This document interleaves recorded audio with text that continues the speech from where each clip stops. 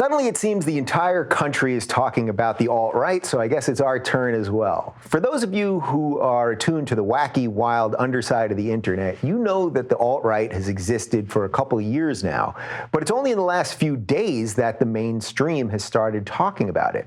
Last week, Hillary Clinton attacked the alt-right in a big speech, which led to coverage in every newspaper and online outlet across the globe. Hillary blamed Breitbart.com for mainstreaming racism, which she said was proven by Trump's embrace of the alt-right.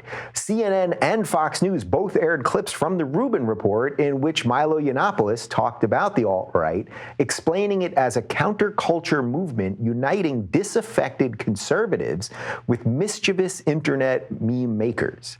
The usual pundits suddenly were all experts on the alt-right, even though they didn't know what it was while it was growing right before their eyes this whole time. Our outrage culture always needs some new outrage to be outraged about, and once Hillary mentioned the alt-right by name, it meant the movement had officially arrived. The alt-right seems to take many different forms depending on who you talk to. Mainstream media and pretty much the entire left brand the alt-right as a white supremacist movement rallying around Donald Trump. Their members hate blacks, they hate Jews, they hate Hispanics, and they want some sort of racially pure country to stop white genocide. Mainstream Republicans see the alt-right as a group of loudmouthed offensive racists who are tearing the conservative movement apart by throwing away traditional conservative ideals like small government and replacing them with a win-at-all-cost candidate. Others say the alt-right is a grassroots movement born out of natural pushback to our increasingly political correct society. I think if you mix some of those explanations together, you get what the alt-right really is, but you have to add one more thing: the internet. The alt-right, whatever version of it you claim to be, was created right here on the internet. And as something created by the internet, it is as amorphous as the internet itself. What the alt-right really is, though, is a band of meme posters, anime avatars, and Twitter eggs vying for attention from people in power. They post Nazi memes, racist pictures, and offensive tweets with the express intent of getting powerful people to react or respond and thus amplify their message.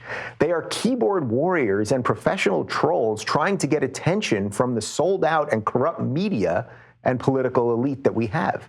The real alt-right isn't about one political ideology as much as it is a loosely linked group of people using the tools of the internet to upset the establishment.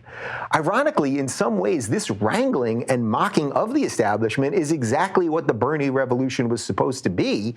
But while Hillary put Bernie's revolution on ice, she has now elevated the alt-right to mainstream status by giving a big speech about it. The alt-right wants attention more than anything, and they trolled her into giving them exactly what they want. Let me back up here for a sec, because I don't want to gloss over that whole white supremacist, hate the blacks, hate the Jews, kick out the Hispanics thing. This portion of the alt-right absolutely does exist. I see it on Twitter every single day. You can pause this video right now and find thousands of images, including Nazi imagery, racist caricatures of minorities, and plenty more.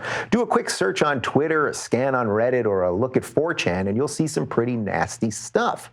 I don't like it, but you guys know my policy on free speech and free expression, so I choose to ignore these images and ideas rather than amplify them.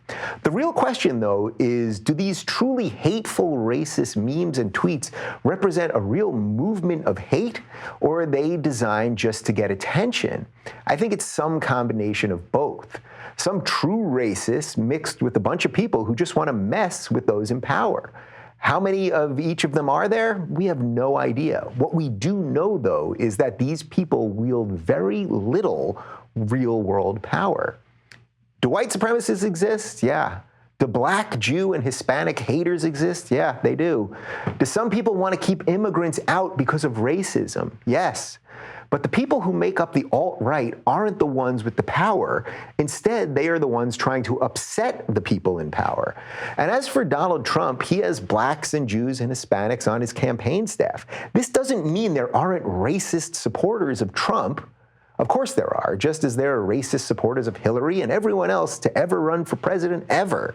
Trump's blunt language, which has attacked almost every group out there, often blurring the line between being politically incorrect and truly hateful, is just an extension of the tactics that the alt-right keyboard warriors are doing on their own. Personally, I think that the regressive left is more of a threat to our democracy than the alt-right. The regressive left, with its tactics of stifling debate and silencing critics, has gained mainstream traction in our media and in our universities. These regressive, not progressive ideas have become all too common on the left, and they've actually given birth to the natural response, the alt-right. I know this firsthand, not only from the emails that you guys send me, but also from all the students at UCLA who came up to me after my event with Milo Yiannopoulos a couple months ago to tell me that they're supporting Trump just because they can't take the culture of fear around speech anymore. The alt-right, with its Trump frogs and Photoshop pictures of sick Hillary, is little more than a bunch of guys in their basements using outrage culture against itself. Most of us are not part of the regressive left or the alt-right. This is precisely why we must talk about ideas honestly and not let the extremes on either side control the debate. As I've said many times before, Trump's wall might not be sensible or sound policy, but a wall in and of itself is not racist. If we refuse to have a conversation about immigration without yelling racist at everyone who disagrees with us, then we'll leave the conversation to anyone who comes up with an easy answer. Trump's wall is the easy answer to a complex immigration problem, and it's one of the reasons that the alt-right loves him. The alt-right is the organic result of a politically correct society that refuses to engage in ideas in an honest way. That doesn't mean the alt-right is right. It just means that they're here, and to demonize them without understanding them doesn't stop them, it actually strengthens them. My guest this week is Scott Adams. Scott is the creator of the nationally syndicated comic strip Dilbert, as well as a proponent of Donald Trump's tactics. I don't know if he considers himself part of the alt-right, but I would consider him part of it as someone who's using internet culture to spread his ideas during this insane election cycle. We're going to dive into his feelings about Donald Trump and much more. Will the alt-right Twitter Nazis make memes of us in Nazi costumes after the interview? You'll only know if we retweet them ourselves.